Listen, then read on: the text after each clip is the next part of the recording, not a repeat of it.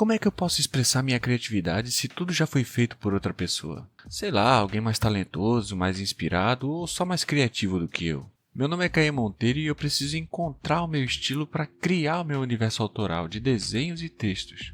Se você não está entendendo nada, no vídeo passado eu decidi me lançar um desafio e me tornar um artista até o final do ano. Eu sei, não vai ser fácil, mas agora não tem mais volta, eu já explodi a minha ponte.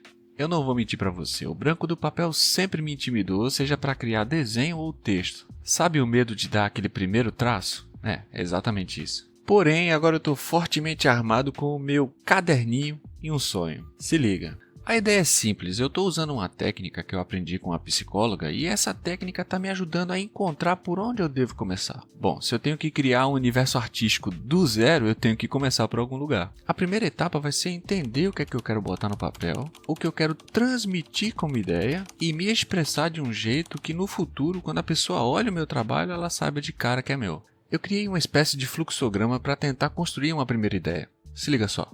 Vamos à técnica.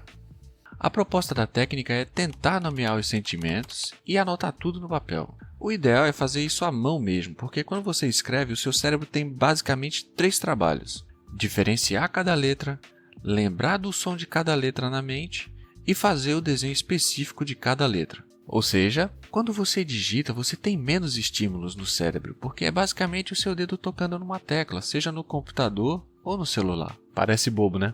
Mas não é. Beleza, dito tudo isso, vamos desenvolver a ideia. Eu percebi que quando eu tenho um sentimento, ele nunca vem sozinho.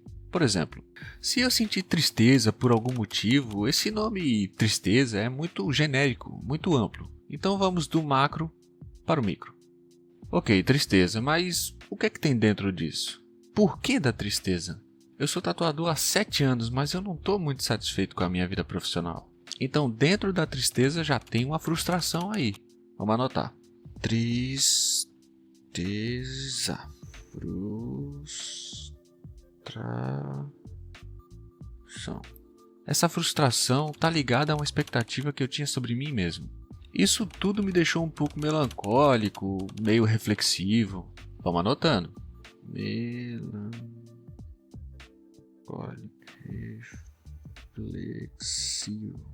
Tem o fato também de eu estar com 31 anos e estar me sentindo meio perdido, meio, sei lá, perdendo tempo.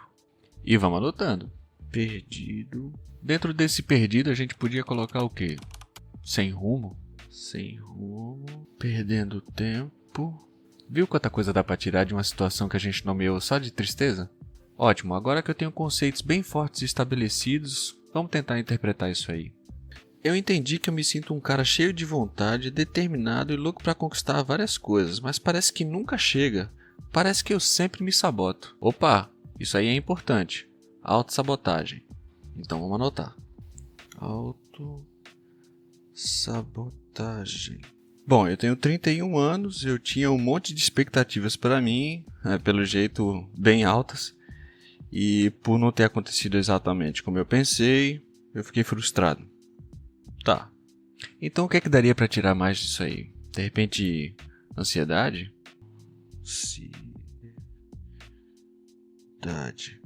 Sensação de impotência? Sensação de impotência.